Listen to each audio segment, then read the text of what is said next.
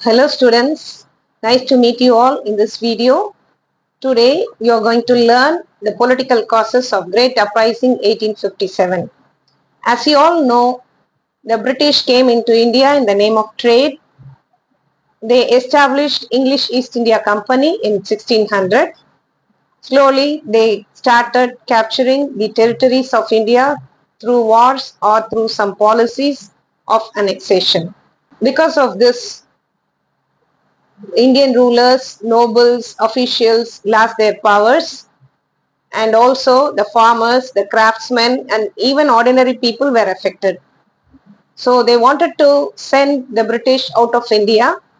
There were numerous rebellions conducted in India against the British rule, but this uprising is one of the major challenge to the British rule in India.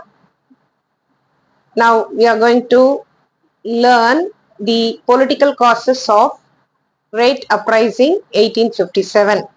This Great Uprising is also called as First War of Independence. We are going to learn the political causes of the Great Uprising 1857.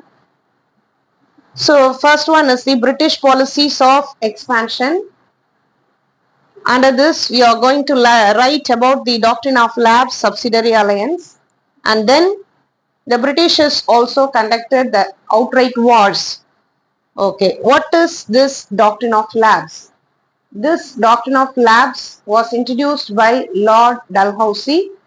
It states that an Indian ruler who dies without a male heir would lapse his kingdom to the British. Automatically his kingdom would go to the British if he did not have the male heir, that is son. Okay, so under this system, Jhansi, Satara and Nagpur and various other states also went into the hands of the British easily. Next is the subsidiary alliance, which was introduced by Lord Wellesley. All the Indian territories which were weak were brought under the control of the British.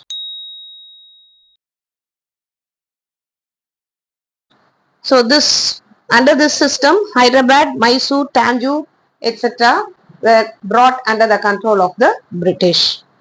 Then abolition of kingship of Bahadur Shah II. After the death of Bahadur Shah II, the old king of the Mughal dynasty, his successors were not allowed to become the king. They were asked to go out of the Red Fort, and even they were not given the pension. It hurt the sentiments of the Muslims. Zeenat Mahal, his wife, the wife of Bahadur Shah II, she even plotted against the British. The next one is the ill treatment of Nana Sahib. Bajirao II, the last Peshwa of the Maratha kingdom, he died. Before he died, he adopted a son, Nana Sahib. After his death, Nana Sahib was not allowed to rule Maratha kingdom. Okay, he was also sent out. He was not given any pension. So this hurt the Marathas.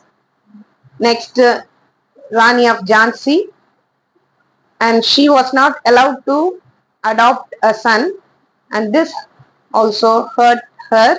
So she became the sworn enemy of the British.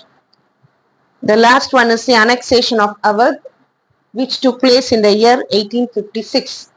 The British annexed Awadh on the pretext of misrule or misgovernance. That is, they said that this Awadh government was not efficient enough to rule the state, so the Britishers took under their control.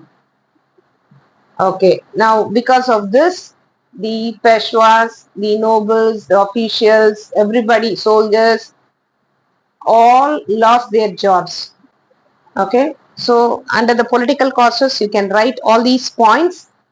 Hope you could have understood these points, and you can write this in the examination. Learn well and shine well. If you like this video, subscribe and share it to your friends.